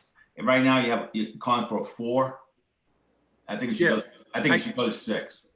And Dennis, I agree 100% with you. 6 foot is, I mean, 6 foot for the closed I'm fence. sure it's on there by 4, and I apologize for that. 6 foot is fine. Closed fence. Right, enclosed, well, the whole thing has to be enclosed anyway, for safety reasons. No, but I mean, not an open fence. Oh, no, like a bad, those vinyl fences, something nice. But you gotta do that. You gotta go 6 foot Not open chain link. and plant, no chain link, very No. solid fence with plantings. I think that, and Dennis, to your point, first off, if you drove past our house, we certainly wouldn't put up a chain link fence. I know, but it's calling for a chain link here. So Okay. I'm just Yeah, curious. no, that's a good point, and I appreciate you bringing that up. We'll put a 6-foot fence for the board. It'll be, and. I know the house. Thank you. Thank you. But yeah, we just do that, just to help mitigate for the neighbors. It's not the neighbors you have now. It could be the next neighbor. I understand. Makes sense. Any other questions from the board? I have a question. Go ahead. Okay, Mr. Peretti, refresh my memory. Did you not too long ago have go before the board for a garage apartment on your property? That's a good question. No, what we did was in 2004, we went to build a cabana, a storage unit with an indoor shower and toilet. And during actually the board discussion, it came up that at that time, I guess the ordinance, we could have built some, but no, we never wanted to build a housing unit or something on there. No, absolutely not. Okay, so you don't have a garage apartment on your property? Not now or in the future will we ever look to have. Okay, and I think my so close to the back of your house that somebody could come out of your house and be 3 steps from falling in the pool. I think, otherwise it looks like a wonderful idea and it seems to fit. And I have a corner property, so I understand your circumstances, but I think that's the setback that concerns me the most. Not so much the neighbors, because that's, dry land, but somebody coming out and just literally falling in. Okay, and I'll address that. Okay, and thank I appreciate, yeah, absolutely. I appreciate the question. So again, I'm not sure if you can see it, if someone could put it up on the screen, the layout of the pool and the, Which plan? whoever was that shows the whole entire property line. Okay, let me find it. Thank you.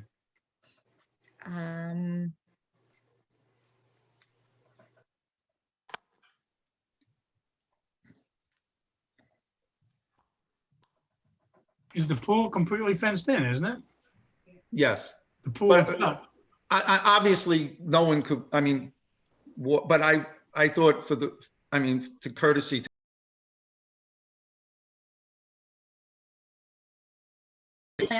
No gates in that area. Right. So if you look at where it says paver, those are the steps to our basement, for the level. Over here? Yes. So there will be a fence to the left of that will be closing off that whole area right there. So with 1 inch being 20 feet in this schematic, if you look at the top of the shed, if you go all the way to the top of the shed towards lot 17, that's about 12, 13 feet from a door line. That's where it says 10.49. So someone would literally have to come out of the top of the shed where it says 10.49 and would have to walk all the way around, open the fence and fall in the pool. Or somewhere where it says paver would have to come up 3 steps from the basement and walk about 12 feet maybe, if not more, to get to the opening of the yard there, and then another 10 feet to fall into the pool. But I wanted to address that with the visual just so we see it. Thank you very much. You're very welcome. I appreciate that. Anybody else on the board? Chairman? Yeah. Mike. Mr. Frieda, can you just explain for the board, or at least for me, what the negative, with this high water table situation, if Mr. Critelli happens to be correct and there's the water comes up, what happens? I'm sorry to say it inarticulately, but. That's okay. Potentially nothing. Okay. Okay. What you need to be concerned with is And what I was worried if it was a concrete or fiberglass structure, especially fiberglass, because it's light, or tilt it in the ground. Water can do that. The liner system, it's less likely with the stone underneath and the pipe network and the pump. I think they've done everything they can to address that. Plus raising it 6 inches. So now we have the 14 inches instead of the 8. I think all those things help alleviate that concern in the future. Not to say it couldn't happen, but remember the pool is always going to have water in it if it's a liner pool. You don't empty it completely. So the water in the pool also helps to keep it stable and in place. So I don't anticipate there being an issue. Okay, thank you. And as far as the siting of this pool, and this is either for Christine or for Jerry, this is the best that could be done on this site. Is that correct?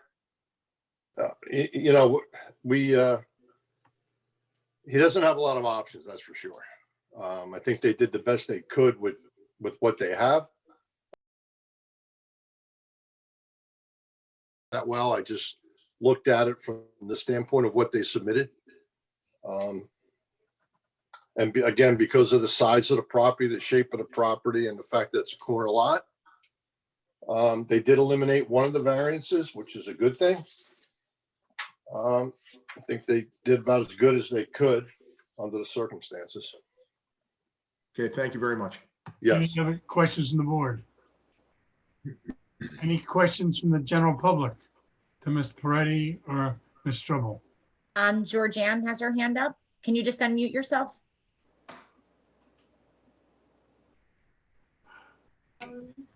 There you go. Good. Name and address. 403 Monmouth Avenue, Georgianne Chamis. Okay. Can I spell the last name? Chamas. Thank you. You're welcome. I have a question about the pump. I would like to know whereabouts that would be shooting out. Is that going toward the front of the house, or, because I've had a water problem since Sandy. A lot of neighbors put in the pavers and the impervious structures that now I have a bit of a water problem. It's subsided.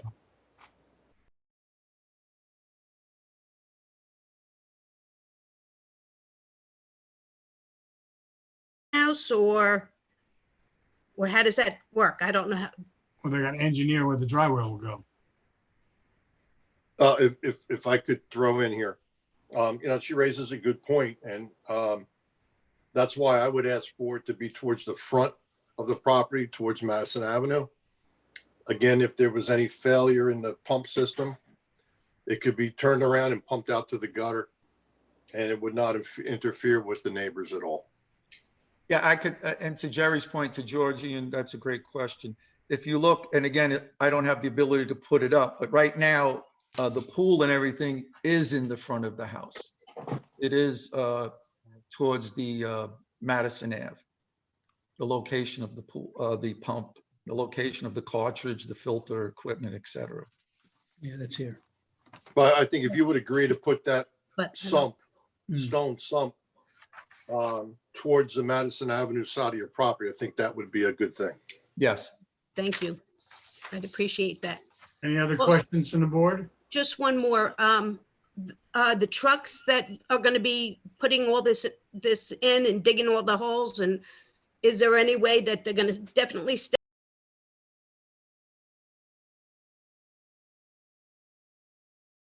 This line is there also. I don't want to see that damaged. I've had trucks parked on my property, and I prefer everything to be done on the front side or the Madison side. Mr. Peretti will be responsible for any damage. So. Yeah, and again, to kind of just address that, if you'll notice on the back again, if your copies, we have a covered carport of which nothing can get underneath that carport that would be doing the type of work. This would all be done through Madison Avenue. Okay, very good.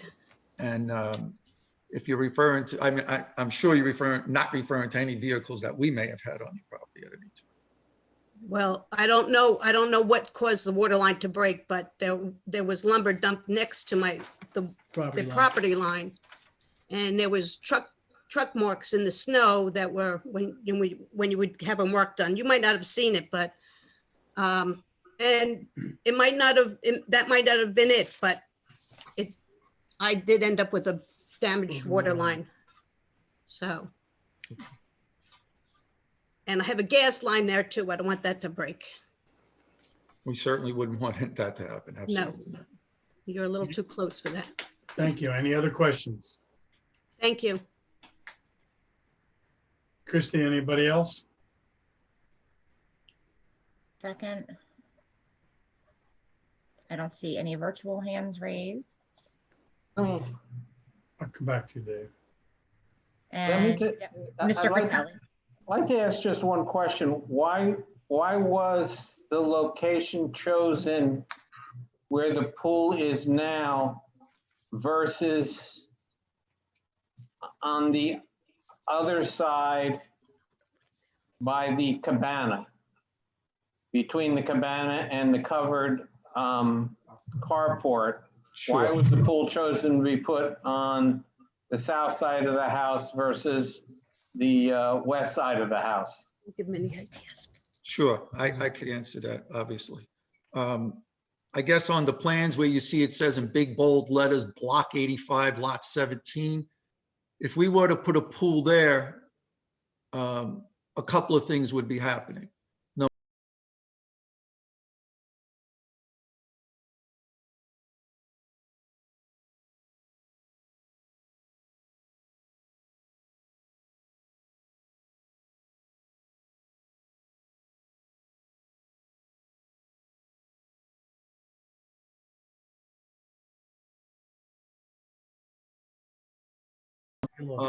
The pavers, the steps coming up from our basement, and we'd have to go for a variance to put a pool in our side yard.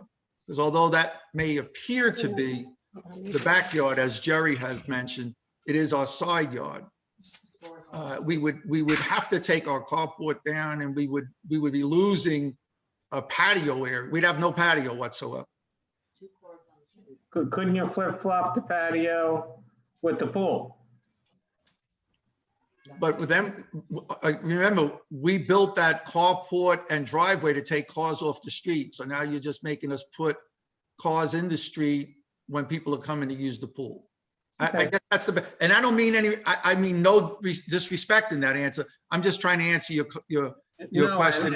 And I think to what Jerry said earlier, we've really put it in the only place we feel we can put it without doing anything to offset and ask for more variances. It was just an informational question. Yes, I understand. Trying to understand why what was done was done. I hope I answered it. Yes, you did. Thank you. Anybody else? Rain affects the groundwater. Should we assume if rain affects the groundwater? Of course it does. You want anybody else, Christie? One second, I have to stop sharing the screen in order to be able to see. Bring the map down. That's the problem I have when I have to share the screen. I do not see any hands raised. Those that are not participating with video, you need to speak up because I can't tell if you have a question or not. Okay. Any comments from the board? Any comments from the general public? Mr. Charette has his hand raised. Mr. Charette, you swearing in? Mr. Kittredge, swear in? Yeah, so you have to state your name and address first, please. Paul Charette, 400 Monmouth Avenue. Do you swear or affirm to tell the truth, the whole truth, and nothing but the truth tonight's proceeding? I do. Thank you. So our property is across the street from Steve's property, and all the improvements that they've done over there have been amazing, and that the property looks fantastic.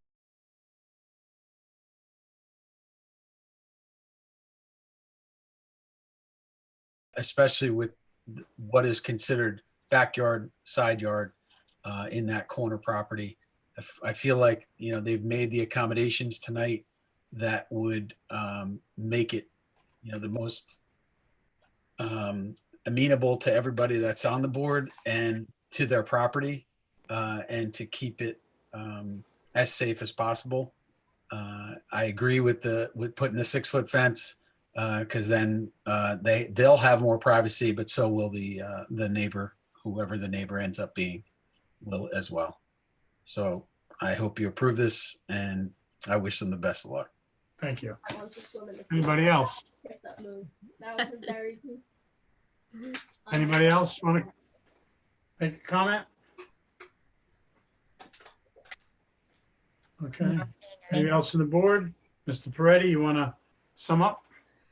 I just appreciate the time. I understand that these calls, it's an obligation maybe that the board has, but I just want you to know that my wife and I appreciate your time. We appreciate any questions from the public and appreciate the input from the families in the neighborhood. We came to this town in '98 and we've made a decision that this is where we want to spend the rest of our lives. To give us that one final piece, and that simply is a pool, to be honest with you, speaking from the heart. That's the difference between a retirement village and what we have right now. And we really will do what we can to make sure that everything we talked about today on the pool, if you grant us this, will happen. Thank you. Thank you very much. I'll make a motion. Yeah. I'll make a motion. For being here. Georgianne, please mute. I make a motion that we approve the variance for Steve and Linda Peretti, block 85, lot 17, with the exceptions of we must add a pipe and dry well system in the front yard on Madison. The pool will now be 54 inches instead of 60. Fence must be 6-foot closed fence on, that'd be the southern wall, southern side of the property. Anything else, Jerry? 10 foot. Yes, narrow the sun deck by 6 feet. Narrow the sun deck by 6 feet? Yeah, reduce it by 6 feet. Because that eliminates the variance between the proposed pool and the existing shed. All right. Anything else, guys? Okay, we got a second? Second. Mr. Mayor, it's my second. Mr. Quinlan, Yes. I think it'll be a nice addition, and I like the idea of the 6-foot fence around it. Mr. Wade, I vote yes with the conditions held in place. okay. Mr. Afuso, Yes, based on the testimony of Mr. Frieda, it seems like the project is the best project that could be in this situation. Though it's a very narrow space, I would rely on our experts to guide us in that, and Mr. Frieda has done so. So I am a yes. Mr. Critelli, I am a yes. I agree with what Mr. Afuso said. And I wish you and your family a long and prosperous and enjoyable time in Bradley Beach. Thank you. Ms. Saracine, Yes, I agree. okay. Mr. Mayor, Yes, for all the reasons stated. okay. And Chair Rosenberg, I also agree, and Mr. Peretti has been very accommodating to our wishes, and good luck swimming. Thank you so much. And Happy New Year to everybody. Thank you. Happy New Year. Be safe and be healthy. Thank you. Congratulations.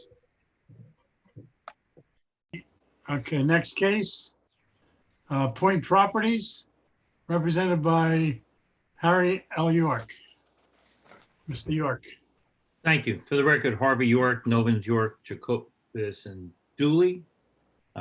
This is not a very long application, and I'm glad we're at the end of the night.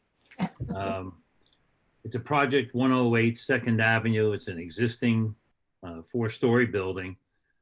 The sum and substance of the entire application is to take the existing fireplaces, which have outlived their useful. Fire escapes, not places. What did I say? I'm sorry. Fire escapes. It's late and I'm getting older.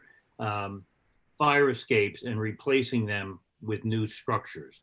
The building is 60 or 70 years old. The fire escapes are fairly old. So all that is happening here is the fire escapes are coming down and being replaced by new structures. The fire escapes violate the zoning ordinances. We would also note for the record that they are existing non-conforming structures. They may in fact be protected by the statute, but since a site plan is requested and the variances are called out, we're here to replace them. I would ask that my client David be sworn in. Mr. York, will your client be your only witness? Hopefully. Okay, so let's swear him in along with Ms. Bell and Mr. Frieda. Do you swear or affirm to tell the truth, the whole truth, and nothing but the truth? I do. I do. Tonight's proceeding. Thank you. David, you're a representative of the property owner, is that correct? Yes, I am. Describe to the board where the property is located in Bradley Beach. It's located at 108 Second Avenue. It's second property off Ocean Avenue. Okay. I'm not, it's an apartment building with 44 families living there. And as Harvey described, the fire escapes on Ocean side are getting older, and we feel like they are deteriorating. We would like to replace them with the new ones, so everybody will be safe and secure. Now, the sum and substance of the project is merely to take down the old fire escapes and put in new ones. Is that correct? Correct. And as part of that, you obtained easements for the fire escapes where they in fact go over the property line. Is that correct? That is correct. And the fact is those fire escapes have always gone over the property line, but no one ever brought it to anyone's attention that an easement was required. That is correct. And the work will be done with all appropriate permits. And in fact, this is strictly a fire safety application. Is that correct? Yes, it is. I have no further questions. The fire escapes are exact same size? Yeah, well, he can answer. Yes. Yes. So there's no difference outside of brand new and more modern fire escapes? That is correct. And the easements are all on file? Yes, I supplied copies to your engineer. Okay. And they're legitimate easements to work also, because you'd be on their property, I guess, putting them up, correct?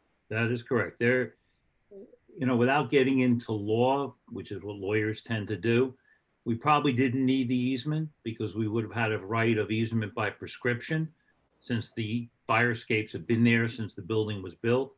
But to be on the safe side, your zoning officer asked that we track down and get the easements. It did take some time and some effort, but everybody cooperated and we have the full easements. They're recorded in the clerk's office and gives us the right to do the construction. And any construction that causes any damage to the surrounding properties will be picked up and corrected by Point Properties? Yes, that's part of the easements. Okay. Any other questions? Jerry, does this fit into the program? Yeah, everything that was stated by the attorney and the applicant is true to our knowledge. They did provide the information that was requested for the easement. You can definitely tell by the look and appearance of the building that it's been there much longer than the townhouse structure that it's adjacent to. And the fact that it's a safety issue, I think, is an important one to note. Yeah, that's what we're all concerned about. So, but it got to be safety for all going up and during construction. Any other questions from the board? Any questions from the general public? Would you like to sum up? Who had a question? No, I don't see anyone. Okay. There's not much to sum up. Everybody's been talking how long they love and lived in Bradley Beach. Just for the record, I grew up in the area, and I graduated Asbury Park High School in 1963, and I've been going to Vic's since the 50s. So this is an area I am familiar with. Any other comments from the board? Any comments from the general public? Nobody raised their hand? No. I make a motion that we grant the variance to replace the fire escapes, Point Properties, Block 66, Lot 26, 108 Second Avenue, based on safety issue and updating the condition of the fire escapes. And Mr. York, you're also requesting site plan approval, Yes, correct? minor site plan was part of it. Minor, so part of that is the granting the minor site plan approval. Okay, granting them. Anything else? Here a second? Second. I'll second it. Don't run for it, guys. Mr. Quinlan. Mr. Quinlan, That's me. that's you. How are you voting? Yes. Okay. Mr. Wade? Yes, I vote yes. Okay. Mr. Afuso? Yes. Mr. Critelli? Yes, it's just, I know the building well. They've done maintenance over the years to keep the building up, and this is only going to be a safety issue and an improvement to the building. Ms. Saracine? Yes, seems appropriate and necessary. Okay. Mr. Mayor? Yes. And Chair Rosenberg? Yes. Good luck to both of you. Thank you. Have a Thank you safe for your and healthy and cautious year. Thank you.